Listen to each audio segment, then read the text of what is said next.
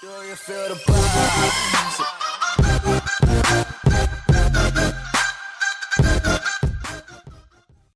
What's up, YouTube? It's Carolina Calvin coming back to you with another video, and welcome to my NFL 2017 Week 13 recap between the Carolina Panthers and the New Orleans Saints. New Orleans Saints ended up picking up the win 31-21 at home. Panthers, I would say, played better, but there are a lot of things I want to say that they did wrong, and a lot of the issues that I've been talking about in the past creep right back up. Let's get into the numbers. The New Orleans Saints passing, Drew Brees 25-34, 269 yards and a touchdown. Really not, he didn't turn the ball over, and I thought he made some really good throws down the field. But the big thing for them, the running game. Running game, you got some big plays from, that two-headed monster. Mark Ingram had 14 carries, 85 yards and a touchdown. He had a 72-yard touchdown. And let me just talk about this play. The play he had, the 72-yard run. Bradbury could have made that play, or at least attempted to make that play. Yet you go back and watch that play, he does nothing. The receiver that's blocking him isn't even blocking him to where he keeps him from making that play. But anyways, I'll talk about that when I talk about the Panthers. Alvin Kamara, dude's been a beast. He's been a beast all season. You can honestly argue that he's easily been their most dangerous weapon, even over Drew Brees. And that's insane to say with the way Drew Brees has played in the past. But just looking at this guy in terms of a dual threat as a passer, as a runner, this guy has been a beast. He had 9 carries, 60 yards, 2 touchdowns. Ted Ginn had 1 carry for 6 yards. They had a total of 28 carries, 148 yards. And half of those yards came out of one play. So there is that. Looking at the receiving, they only had 1 passing touchdown.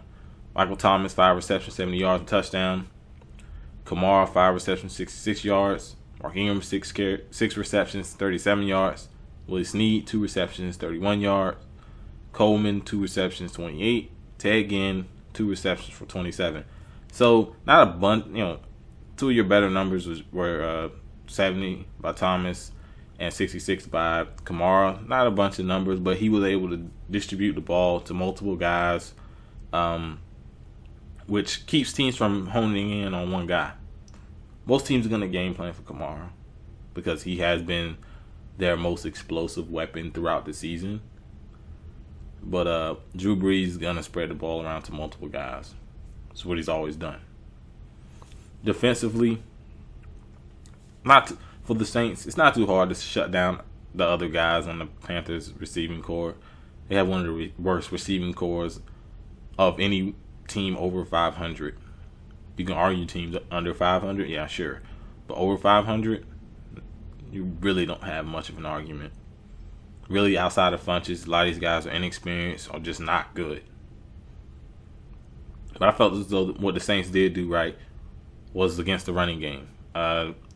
Jonathan Stewart wasn't really able to establish himself, and I felt as though they held their blocks good, and they were able to get penetration to the backfield, really closing holes that were made by the Panthers. So the Saints did a really good job of slowing down the running game.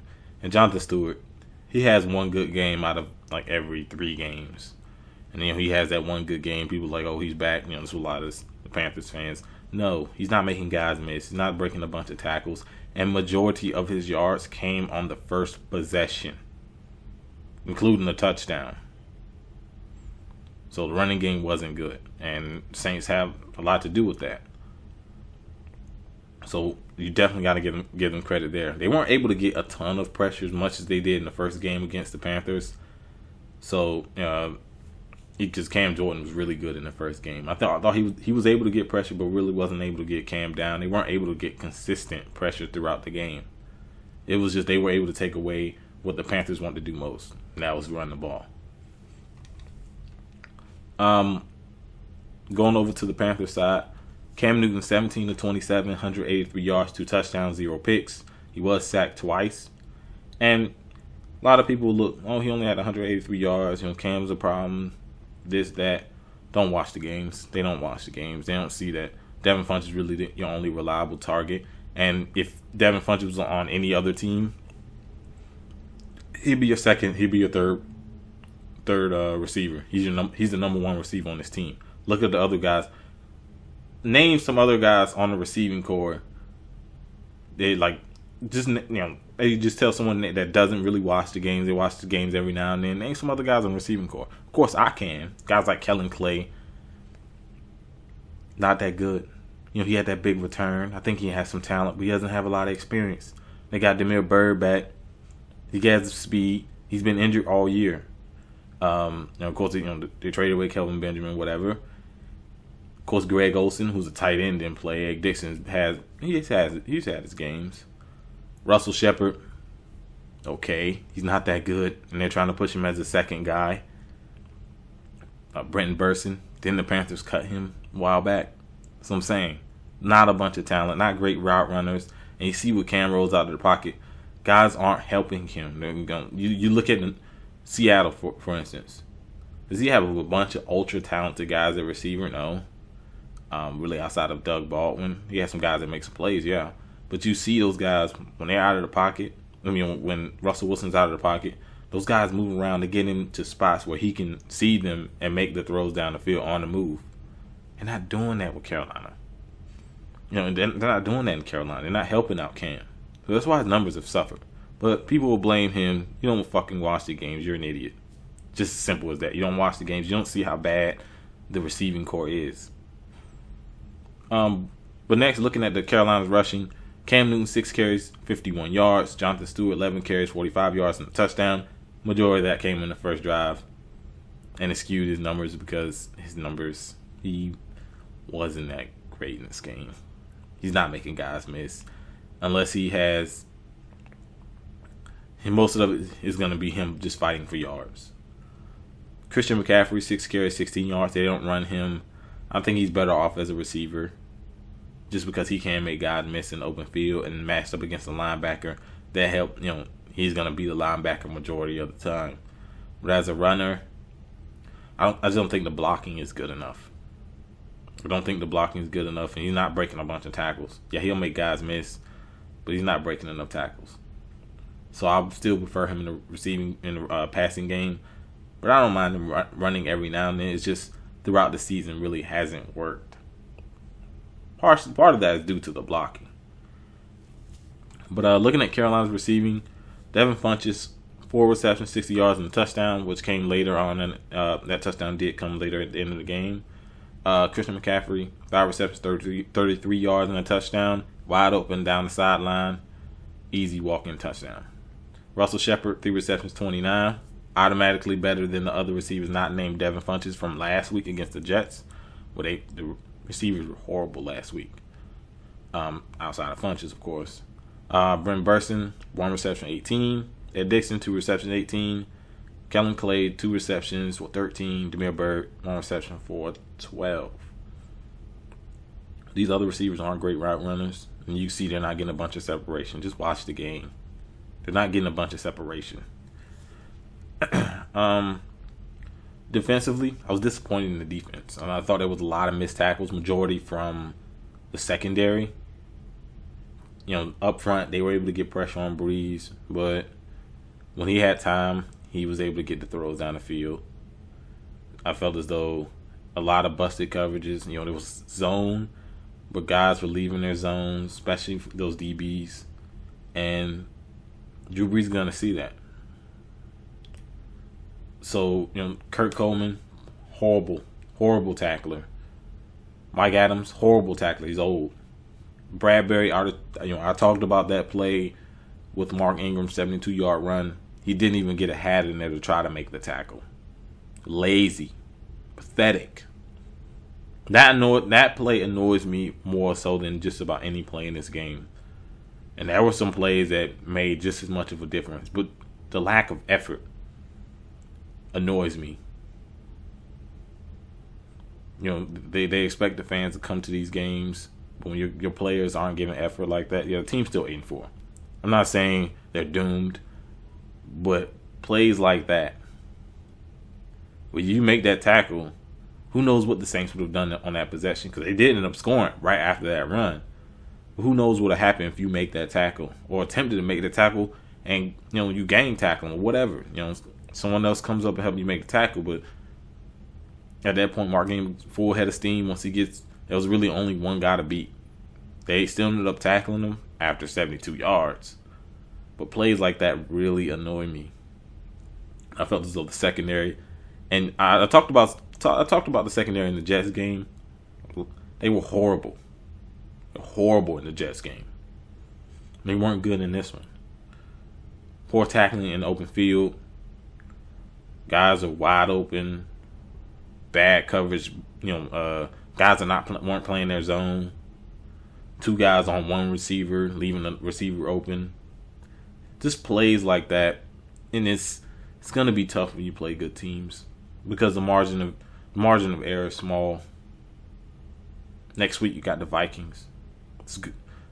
With the way Keenum has been playing, it looks like it's gonna be another bad week for that garbage secondary of the Panthers. And up front, they could have been better.